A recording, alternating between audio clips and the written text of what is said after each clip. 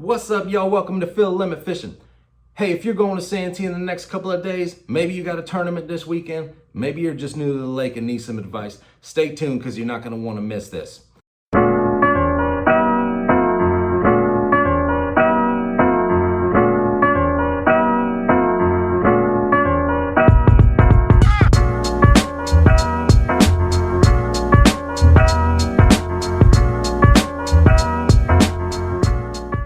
I just spent 3 days fishing out there. Over 30 hours of fishing. I fished hundreds of cypress trees, miles of shoreline. Caught some bass, man. We caught some bass. We struggled. The bite was tough. Conditions were good, but we caught some bass. And, I want to share some of that information with y'all. Share what we ran into, kind of the surprises, and how we, bounced around and made some adjustments and ended up having a pretty decent trip. So take my advice with a grain of salt. I am no professional. I am no longer a local there. I moved away years ago. So there's probably better advice to get, but at least I can give you my perception of what happened, how we caught fish, areas to avoid, and changes that the lake has gone through. I've got great experience with that lake. I used to live there, and it is completely different from what I remember it as. Stay tuned, guys. I'm gonna get into it right now, and I think it's gonna help you on your next adventure out on Santee Cooper. All right, y'all, first and foremost, man, please do me a favor. Go ahead to my YouTube page at Phillip Fishing and like and subscribe, share, hit the bell, leave me a comment, do what you want to do. But I got a bunch of cool stuff on there, man. Anything from nitro boats to electronics to organize and tackle. Lots of videos to sit back and enjoy on a Friday, Saturday, whatever you want. But please visit Phillip Fishing, my YouTube channel, and please subscribe. I would really appreciate it. So thank you if you do that. Okay, guys, so I'm going to get into basically the areas we fished and the areas that we found were productive and what was wrong with some of these areas. Okay, so last time I fished this lake, it was 4 years ago. Okay, that's when I used to live in South Carolina. So about 4 years ago was the last time I fished it. It looks completely different now. Apparently, Santee Cooper has dropped a nuclear bomb on Upper Lake Marion, and I think even portions of the rest of Lake Marion. They've been spraying it, helicopter spraying it, man. It does not look like anything that you've seen last year, 2 years, 3 years, 4 years ago. The lake is completely different.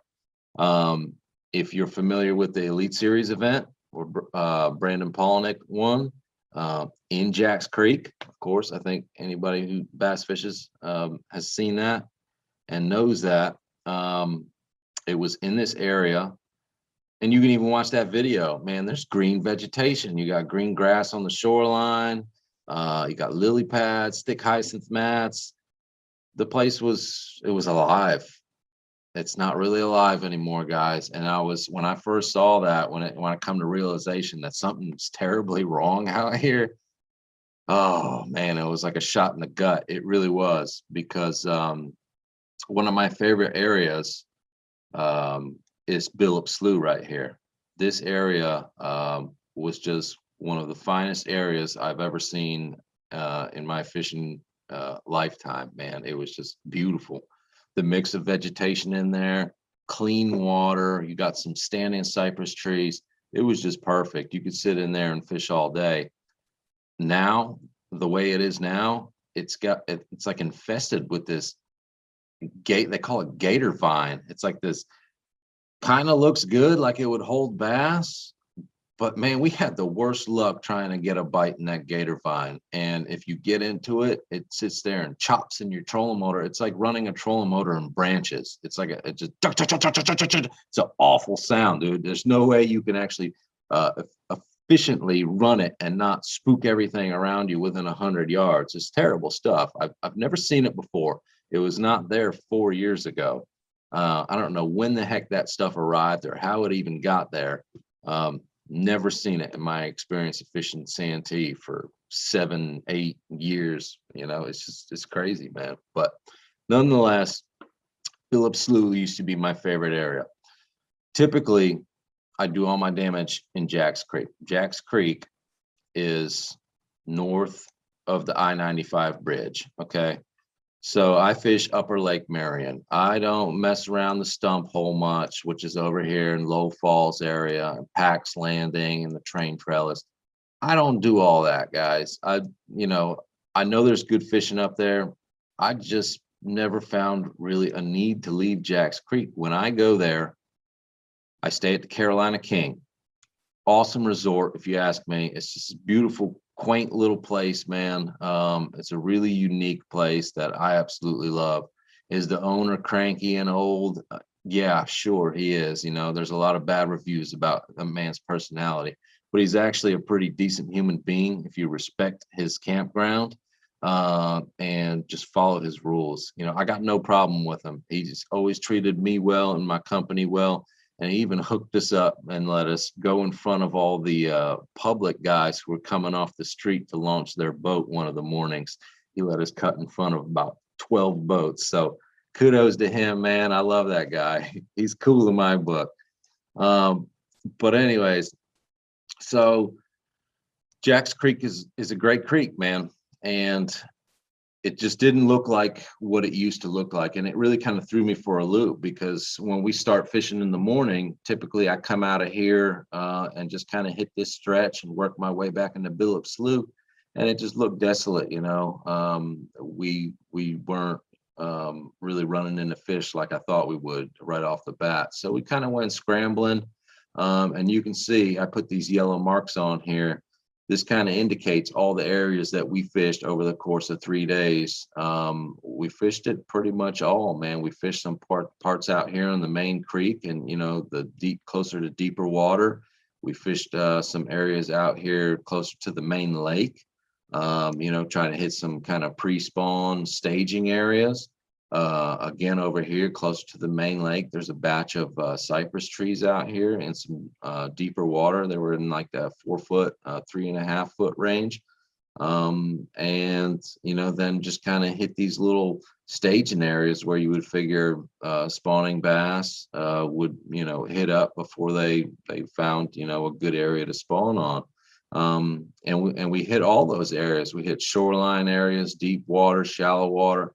And we kind of found that our money area was around 3 to 3.5 foot. If you could find some trees in 3 to 3.5 foot, that was your kind of, key depth. Anything shallower or deeper, we didn't really get hit on. But we spent some time back in Canty Bay, and Canty Bay was one of our better areas, and we hit a lot of stretches in Canty Bay. We didn't go all the way in the back. It started to get kind of skinny, and it gets a little stumpy back there. I wasn't in my boat. We were in Nick's boat, and we wanted to be careful, man. And so we just kind of felt like we didn't need to go any further than what we did. But a lot of ground was covered. So we spent some time in the fish hatchery. The fish hatchery used to be a great place. Used to have some awesome mats to flip back here and just some great expanses of lily pads that you could fish any kind of bait, a frog, a swim jig, skinny dipper, man, just some good times I used to have back here. And does not look like this, like you see on the map here. It is open, clean water. But it's not clean. I take that back. It was like just these huge floating mats of or balls of just decaying organic matter, old lily pads. A lot of these areas you'd pull up, if you tried to flip in there, even with an 1/8 ounce weight, it would just pick up scum on the bottom of your bait, man. Just terrible to see. You used to not see that. And these areas are really going to suffer. Phillip Slough, the hatchery, this little arm here that takes you back out to the main lake. They used to have a lot of vegetation in, and that they basically murdered with their helicopter sprayers. In the summertime, these areas are going to be so starved for oxygen, with all that decomposing organic matter. I'm scared to know. I won't know because I won't be there, but I can't be good, guys. It really can't. But it's lake maintenance. They apparently know what they're doing.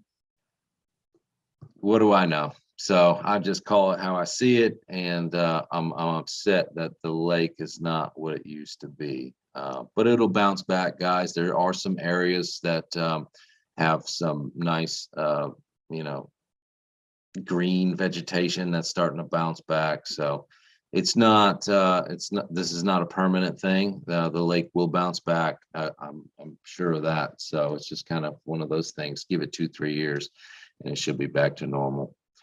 We hit some areas out on the main lake. Again, just trying to hit some different little areas, get out of Jack's Creek a few times. But there's a nice little pocket here off the main lake that's got some nice cypress trees to hit. And we fished out a good bit. There was another boat coming around here that kind of cut us off. And it was getting close to lunchtime, so we quit. We didn't get any hits in there. And then Canty Pond, man.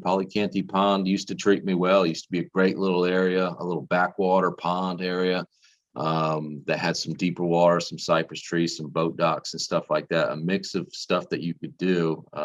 It had just some awesome vegetation. And of course, none of that vegetation was there. And guess what? The fish weren't there either. So fished a good bit of it and just didn't get a bite there. Now, you know, I blame a lot of this on the vegetation. Sure, it makes a great bass habitat. You can't take out the equation that there was a pretty massive cold snap for this area just a few days prior to when we showed up. But we came on a warming trend, man. We had a few days of 80-degree weather, sunshine. When we were there, it was in the 80s. Water temperatures were typically started out from like 68 degrees in the morning and would work up to 61, 72 by the time we were coming off the lake. So prime water temperature, prime conditions. It wasn't overly windy except for on Saturday in the afternoon. I mean, the weather was just perfect and the lake was perfect. Water conditions were pretty muddy in most of the main lake stuff, but in all the backwaters, like the little slough here, the hatchery area was pretty clean. These little ponds here and Canty Pond, clean water, but again, just no bass, man. This main area, creek area was dirty, and Canty Bay was dirty for the most part. Maybe some areas up around here were very clean, but all this was kind of dirty. I'm going to turn these trails off. I just wanted to make this kind of map to show you that we covered some ground. Absolutely, we covered ground, man. 3 days and over 30 hours of fishing. You dang right, we're going to cover some ground. So that kind of just shows you the areas we fished in. I'm going to turn on the areas that we caught fish in, where we missed our bites, and then just kind of elaborate on that a little bit. So this is going to give you guys a rough idea of, you know, where we caught our fish, how we caught them. You know, may touch on that, but to see, you know, everything, you're going to have to watch the full video edit that I make. Give me a couple days to get to that. There's a lot of stuff to sift through, but I'll have some fun with it. And I might share some more commentary on that. But nonetheless, it looks like, from what I recall, I think I hit them all. It looks like we caught about 15 bass during this trip, and we missed quite several bites. You can see that, you know, this is kind of where we started. We fished this area here, these cypress trees. We were looking for that shad spawn that I typically experience every year. And without those pads, those fish just weren't there. And then really whole Phillip Slough was just kind of a failure, man. The fish just were not in there. And we went back in there twice. The first time, or that first day, we spent some time in there. This fish back here was actually a pretty good fish. You used to not be able to get back in this little boat lane. I guess it's maybe for hunters or airboats, but it used to be a wall of like pads and hyacinth mats that you couldn't get through. But we actually got pretty far back in there, and Nick missed, I would call it an easy 4-pounder, man. It had a big old head on it, and it came unbuttoned soon after the hook set. But I caught a good fish here. That was a good one to pop the cherry on. It came on of a Big Easy with a punch skirt. And it just came out of that. I think the only fish that came out of that scattered gator vine, maybe there was a little bit of hyacinth in there, but the only fish that came out of that nasty stuff. And it was a pretty good fish. It was, I don't know, maybe 3 pounds or so. So we came across here and kept on fishing and missed another fish right here. It was another decent fish. I think it was actually a little bit bigger than this one. So kind of upset me a little bit, man, but I shook it off quick. I knew that we were going to run into more opportunity, and get some more bites, but it really just didn't happen. We kept coming around here, came into a nice expanse of pads here, very healthy looking stretch of pads, but there was just no fish on them, no fish. And I came back to this area twice and just couldn't get a bite. So Phillip Slough was a failure, man. I wasn't happy about that. We went back to the hatchery after that and fished this shoreline here, and all that gator grass that used to be on that shoreline looking nice and green. No, it's not green anymore. It's sprayed dead, and everything that's matted up against it is either that gator vine or just some decaying hyacinth or something. Just not very healthy looking, but I did manage to catch one on a frog here. I was just a little buck bass, I don't know, completely random. Honestly, tried to pitch back in there and see if there was a female in there, but no takers. We cut across from there and started coming around this point. I already knew what was to be expected. Basically, all this green stuff that used to be in here to flip and fish was just gone, and floating masses of dead stuff. So we fished all that for a little bit. Of course, no takers. So we left the hatchery. I can't recall exactly the series of events, but ended up coming back into Canty Bay and found this stretch right here of pads that was really healthy, really, looked good.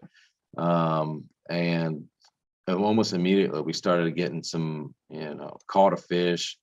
Got a couple of like small blow ups, missed, some connections on some top water bites. I think like a swimming Senko. I missed one on a jig out there, but ended up catching one on a frog, another one on a frog, and then Nick caught one, I think on that swimming Senko. But he missed a good one, like right here. It was a good fish. I think it was every bit of 6 or 7 pounds. If not bigger, man. The wake behind that, it came up, looked like Shamu or Jaws.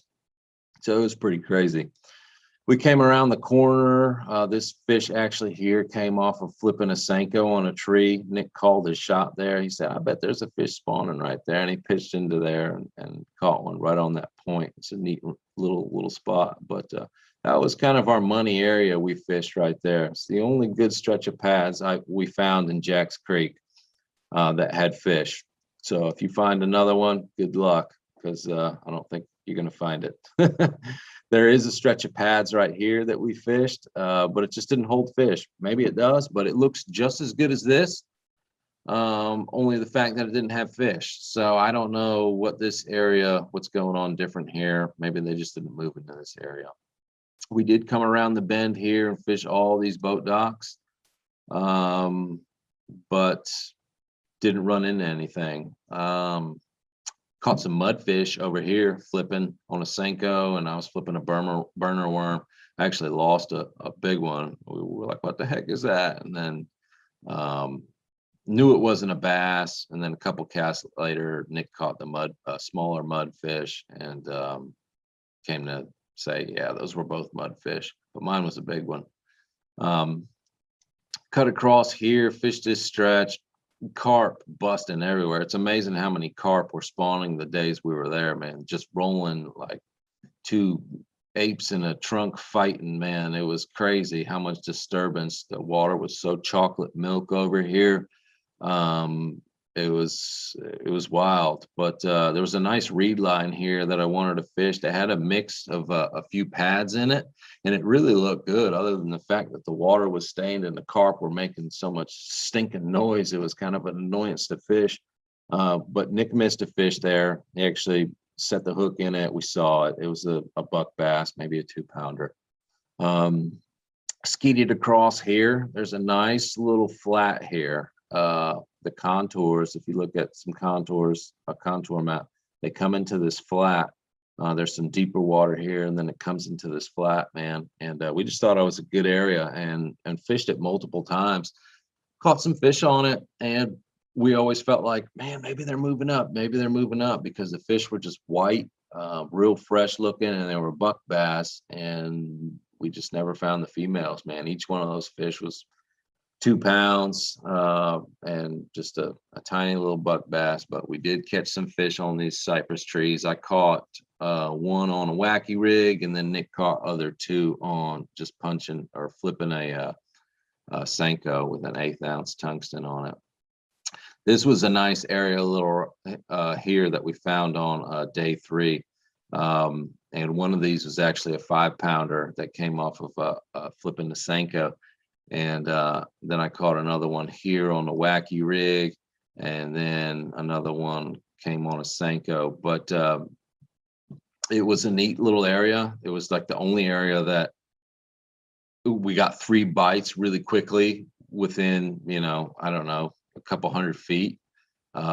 So that was cool. This is what was supposed to happen. You pull up into an area and catch a couple, and with like one good one, maybe you got some male bass, and then you hook into a nice fat female. But this was the one area, for whatever reason, guys, I don't really know, man, but this is the one area where we got multiple bites in a small stretch, and one was a good one. Other than that, everything else was like, you pull up, you catch a fish, then you fish all around and nothing. You pull up, you catch a fish, you fish all around and nothing. And it was like the most aggravating thing, because you would literally be like the first stop and the first couple pitches or a couple casts, and you'd catch a fish, and then you'd fish for an hour and you wouldn't get another bite until you moved again. So that was kind of the story of our lives out there. But here was another spot. There's a nice little point here with cypress trees that Nick stuck like a 4.5 pounder on. Just a beautiful fish, man. It was another one of those deals. We just came around the corner here. I said, man, stop at that point. And I was fooling around with rigging something up. I didn't even get it on video. And next thing I know, he's fighting this fish and lands it, man. Just a beautiful 4.5 pounder that we assumed was on a bed, shallow water again. Just it was kind of a little protected spot the way he pulled it out. But nice, beautiful fish, man. We ended up fishing all this area, nothing, not even a blow up. So that was strange, man. Wanted to try this little river arm. I don't know quite what you call it. Maybe it's a creek, I guess. I don't think it has an official name. Maybe it does. If it does, I don't know it. I've been back there several times. There used to be some beautiful hyacinth mats that you could flip, and some lily padding, areas, but all gone. But we did find one little like hyacinth mat that you could flip, and I think Nick started throwing in there first, and he got a little blow up on a swimming Senko, and he got the assist on that one, because I followed right back up on him and started pitching in there with my frog. Shook Kermie around a little bit, set the hook, and stuck a nice, it was probably about 3 pounds or so. But awesome fish. But we fished, man, the rest of this stretch and just nothing. So that just goes to prove my point. Coming out here, wanted to hit some of these areas. I caught some good fish here in the past on these trees. Just kind of random, but you peck around enough of these trees and you'll run into one. And that's what we did. We pulled up. He made like 3 casts and caught one. It's like, wow, that's going to work. Let's fish, the rest of them. Maybe we'll run into some more. No, there was only one fish, man, out of all those trees. So it's really bizarre. That was how it went. and then we cut across here and fish the rest of these trees and stuff, guys. But you can kind of see, like I said, I think it's 15 bass total, man. Most of our damage happened in Canty Bay. We caught 1, 2, 3, 4, 5, 6, 7, 8, 9, 10 bass out of Canty Bay. 2 out on relatively close to, say, call it like Main Creek. 1 back in Phillip Slough, 1 back in the hatchery, and then 1 back out here heading out to the main lake on a tree. So it was spotty, as you can see. It was spotty, but I guess kind of concentrated to Canty Bay, an area that I least expected to catch them, honestly. But it worked out. If I had to go tomorrow, my advice would be to not go to Jack's Creek. I say that laughingly and jokingly. Yeah, maybe. I heard a lot of guys are catching them at the cow pasture. I heard a lot of guys are catching them at the real hatchery down there on Moultrie, Potato Creek area. I don't know. Maybe the water's cleaner in those areas. I know with the dirty water coming from up the river here and the stump hole and all that, all that dirty water just running down into Jack's Creek, the lack of vegetation, maybe the amount of fishing pressure, maybe all that has just come into a combination of just not great fishing in Jack's Creek right now. And it could be also the fact that the cold snap came, and I think, honestly, I think this was part of our problem, is that cold snap came, stopped those fish in their tracks, kind of, that first spawning wave, and they backed off into the deeper water in some strange little areas too. I don't even think they were on the trees, because we fished a million trees. I think maybe they just came out here. Maybe they're on this stump field that's out here, or maybe in some deeper holes, or maybe even backed off to the main lake channel. Don't know, but they don't really seem to be available on the trees. We went back into some of these trees, like really thick into some of these areas. There's a little area in here that you can get into, and not just to fish the outside. And again, just didn't find them. So I think that cold snap pushed them out, and some of the fish we were catching, just because of their color and their size. Obviously, they were buck bass, but the color was a great indicator that these were some fish that were fresh moving up, based off of their color. Just the whitest fish you could see, very clean. So I think the next couple days, with a warming trend. Yesterday was awful rain. I don't know if South Carolina got hit too much. Honestly, I know it was cloudy when we left, but all the way through Georgia to Florida was just terrible rain. So if you got any of that, it surely didn't help. But if you have good sunny conditions for the next couple days onto the weekend, I would anticipate another spawning wave, and the bites and fishing to be good the next couple of days. I really do think so. So yeah, maybe try some other areas of the lake. Maybe don't spend a lot of time in Jack's Creek. Maybe you can poke around in there. But try some different things, man. We threw a lot of plastics, Senkos, wacky rigs. I threw everything. Everything, spinner baits, chatter baits, frogs, swim jigs. I flipped burner worms. I flipped power baits, creature baits. Good gosh, what did I not throw? I had 11 rods and I threw every single one of them, and I changed baits up while I had those. Nick was a little bit more streamlined in his approach. I guess he had confidence in what he was doing, or just didn't have hope in anything else. But I tried it all. I even threw a crankbait, man, on those cypress trees. So I would stick with the plastics based off of our catches.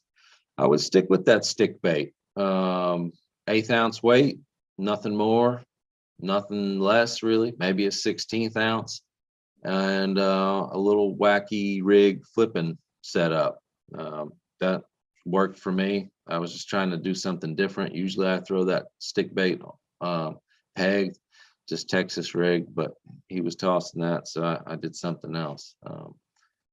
But anyways, guys, I'm gonna quit talking, man. The lake's fishing great. It really is. It's an awesome place. It's sad to see it, been destroyed by, I guess, lake maintenance and spraying.